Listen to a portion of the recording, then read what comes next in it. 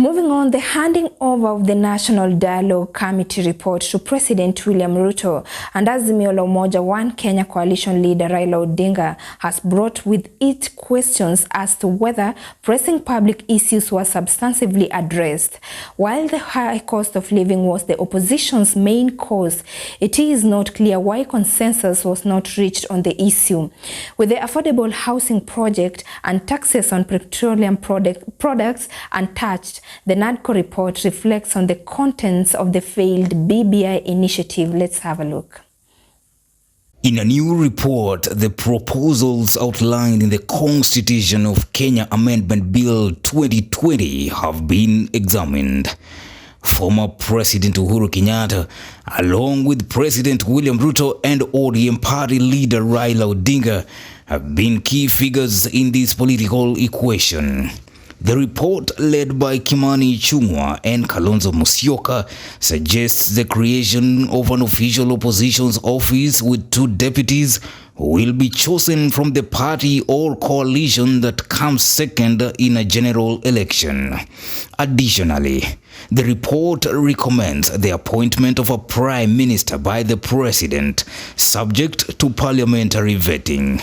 These proposals mirror those put forward by the BBI, which advocated for a hybrid government structure, including a prime minister's office and a leader of the official opposition. However, the BBI's plans were halted by the courts, deeming them unconstitutional. The second schedule of the Constitution of Kenya Amendment Bill 2020 is unconstitutional for being in breach of Article 10(2) and 87(7)(a) of the Constitution of Kenya 2020 for lack of public participation.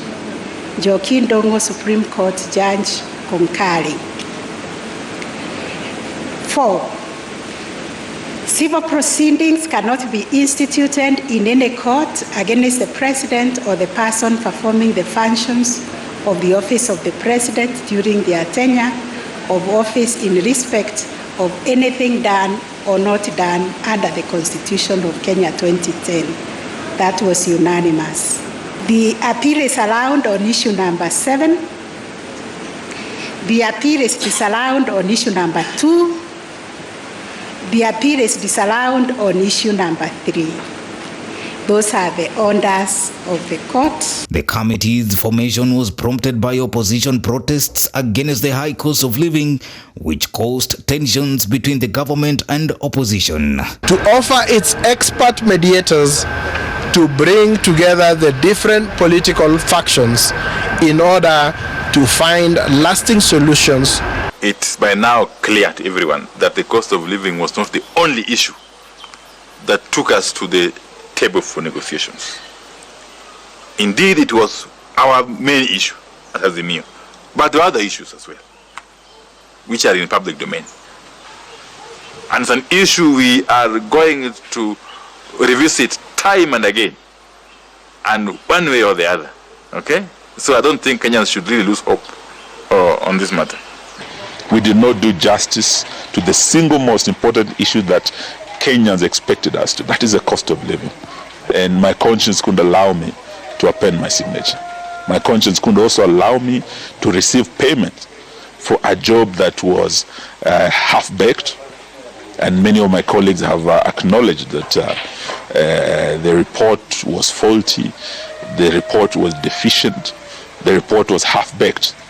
Despite this, political rhetoric has softened, indicating a renewed sense of camaraderie.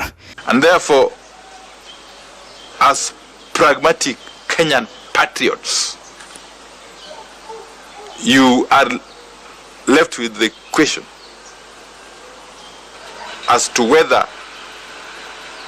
to throw the baby with the bathwater. So the question was, do we agree on this, that we have been able to come to an understanding about, or because we have disagreed on the issue of the cost of living, we reject everything and we go back to square one? But somehow, because of other considerations, we gave in. Now we have opened the floodgates.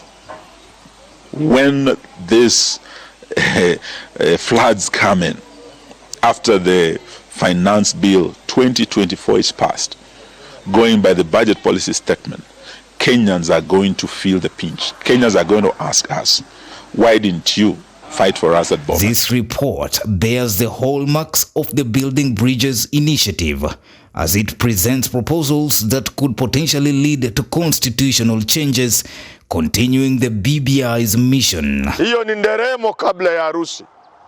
There's going to be a wedding. Woe unto my friends who talked badly about Raila Odinga.